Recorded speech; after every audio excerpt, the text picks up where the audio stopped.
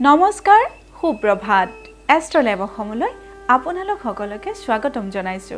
আজি 20 ফাগুন বৃহস্পতিবাৰ ইংৰাজী 5 মাৰ্চ 2026।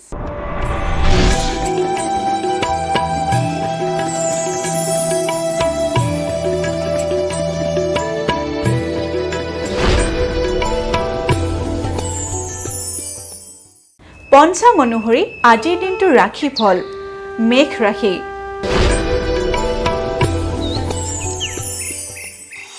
মেঘ ৰাশিৰ অস্থিৰ চিত্ত। মেঘ ৰাশিৰ জাতক জাতিকাসকলে আজিৰ দিনটো মানসিকভাৱে অস্থিৰ অনুভৱ কৰিব পাৰে।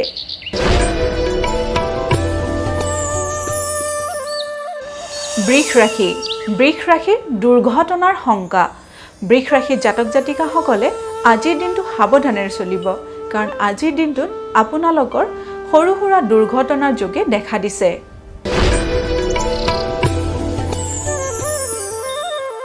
মিথুন ৰাশি। মিথুন ৰাশিৰ সুযোগ লাভ। মিথুন ৰাশিৰ জাতক জাতিকাসকলে আজিৰ দিনটোত কৰ্মৰ সুযোগ লাভ কৰিব পাৰে।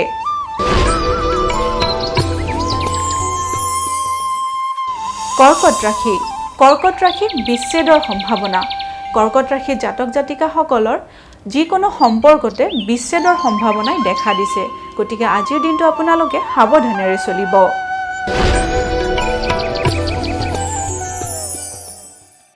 এইবাৰ আমি আহিছোঁ সিংহ ৰাশিলৈ।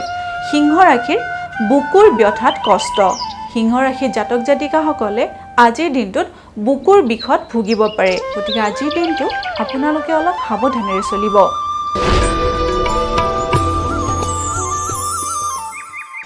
কন্যা ৰাশি। কন্যা ৰাশিৰ শিল্পীৰ শুভ।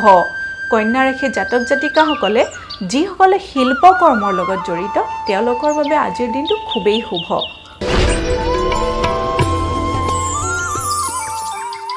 তুলা ৰাশি। তুলা ৰাশিৰ শিৰ চকুৰ পীড়া। তুলা ৰাশিৰ জাতক জাতিকাসকলৰ মূৰৰ বিষ লগতে চকুৰ ৰোগতো ভুগিব পাৰে, গতিকে আজিৰ দিনটো আপোনালোকে সাৱধানেৰে পাৰ কৰিব। বৃশ্চিক ৰাশি। বৃশ্চিক ৰাশিৰ শত্ৰু বৃদ্ধিৰ ভয়। বৃশ্চিক ৰাশিৰ জাতক জাতিকাসকলৰ আজিৰ দিনটোত শত্ৰু বৃদ্ধি হোৱাৰ সম্ভাৱনা আছে, গতিকে আজিৰ দিনটো আপোনালোকে সাৱধানেৰে পাৰ কৰিব।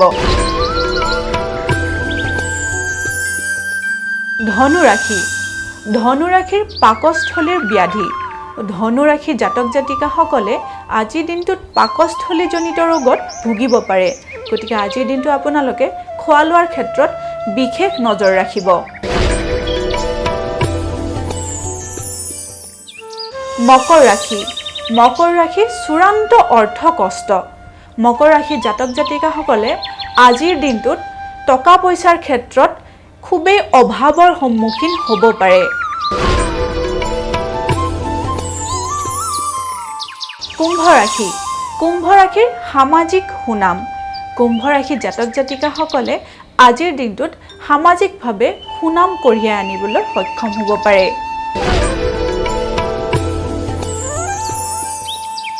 এইবাৰ আমি আহিছোঁ অন্তিমটি ৰাশি মীন ৰাশিলৈ। মীন ৰাশিৰ শুভ সংবাদ প্ৰাপ্তি। মীন ৰাশিৰ জাতক জাতিকাসকলে আজিৰ দিনটোত যিকোনো ধৰণৰ শুভ সংবাদ লাভ কৰিব পাৰে।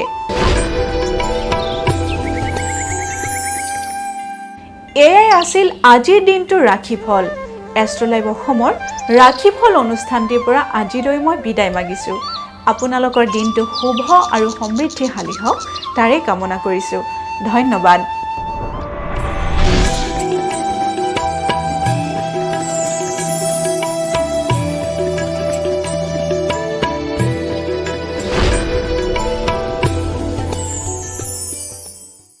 এয়াই আছিল আজিৰ দিনটোৰ ৰাশিফল।